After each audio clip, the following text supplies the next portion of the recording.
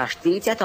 stupni severnej šírky, 19 stupňoch a 5 minútach východnej dĺžky, u nás v Čabovciach prihodilo sa čosi nevídané. Návšteva z kozmických dialog z planéty Gurun Majka. Naše decká sa s Majkou hneď skamarátili. No ale keď sa do všetkého zamiešali dospelí, začali sa v Čabovciach objavovať sami hostia, novinári, ba aj tajomní cudzinci. Mnohí z nich veru nemajú práve najčistejšie úmysly. Dokonca plánujú tajnú akciu, ktorú nazvali Operácia Púpava. Preto pozor.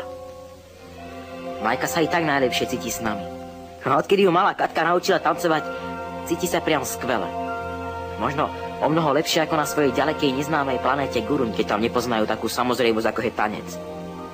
Ale dokážu lietať. A ešte všeličo iné, čo my pozemšťania nedokážeme. Aspoň zatiaľ nie. Možno sa to dá nejako naučiť. Vypátrať tajomstvo, ktoré v tom väzí. Na zemi sú deti, ve vesmíru letí, vykrúžením len samé atomy. Hviezdy ubíhajú, aj deti, čo sa hrajú, možno tak isto ako my. Plné detí sú tie svety, o ktorých každý večer sníme. Raz sadneme do rakety a za nimi poletíme, poletíme, poletíme, poletíme.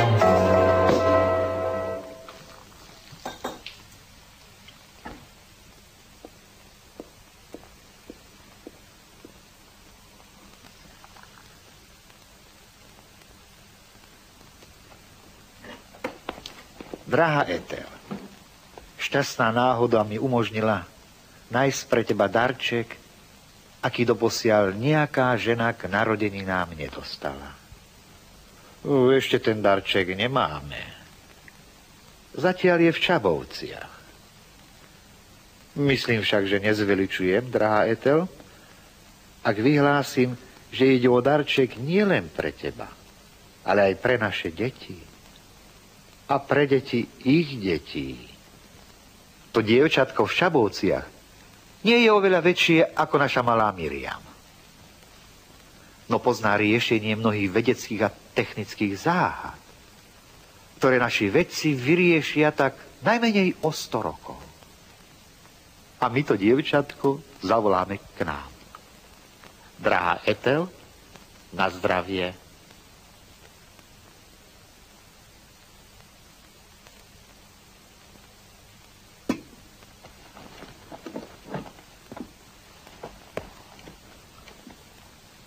Čo keď odmietne? Neodmietne, Mário. Spoľahni sa. A ja sa s ňou budem hrať, však. Budeš, vtáčatko, budeš.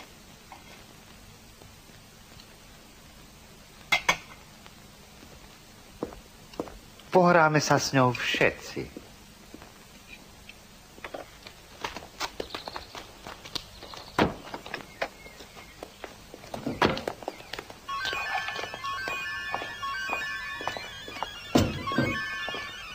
Dobrý deň. Dobrý deň. Dobrý deň, čo robí Majka? Emilko, nechaj to. Čo by robila? Starosti nám robí. Stále je plná záhad. Prišla správa z observatória X, Mont Palomar. Podľa výpočtu kompjútera bola rýchlosť pristávajúceho telesa taká obrovská, akú doteraz nezaznamenali. No rozmery boli nepatrné. Napokon priletela z Gurunu naozaj len tak. Stále len Gurun. Ale kde to vlastne je? Môže to byť ktorákoľvek planéta. Možno sa na jej slnko pozeráme každý večer. Ale či vieme, čo to môže byť? No veď hej, keď sme si hviezdy pomenovali po našom. Ale dalo by sa to zistiť. Na tlačovej konferencii udala presnú polohu. Lenže v ich termínoch. Čo je to profundita? Gulrat. Machexia. A kde ste ju nechali? V hoteli. Namiesto obeda sme jej predpísali každé popoludnie ležať. Pre istotu. A viete, že mi píska úplne z inej strany?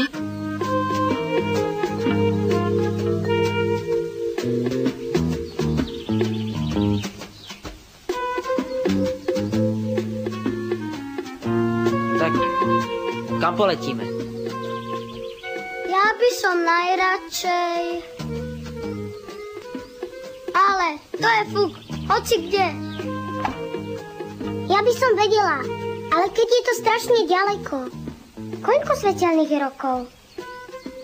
Čo je to? To je taká dlhá miera, kam doletí svetlo za 1 rok. Príšerne veľa miliárd kilometrov. Tak ďaleko to zas nie je. Je to v kuklenách. Pri Hradci. Mám tam cukrárni tetu. Zbláznila si sa. Vieš, ako to je ďaleko? Vlakom celý deň. A keby sme leteli do Prahy? Istý pán v hoteli mi povedal. Zastav sa, keď budeš v Prahe. Do Prahy sa nechodí ani z 8 na školský výlet. Viete čo?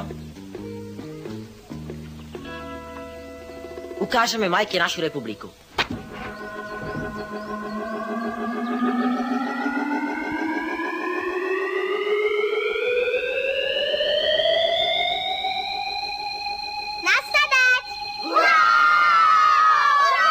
Podľa veľkosti, aby každý videl.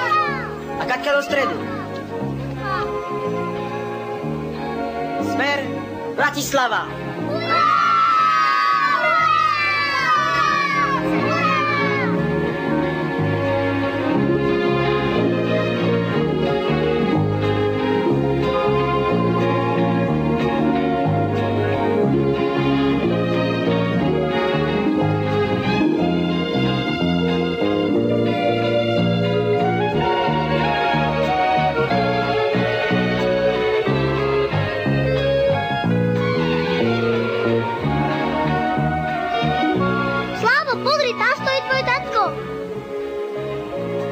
Šašo, keby tam stal indián, tak ho nerozoznáš.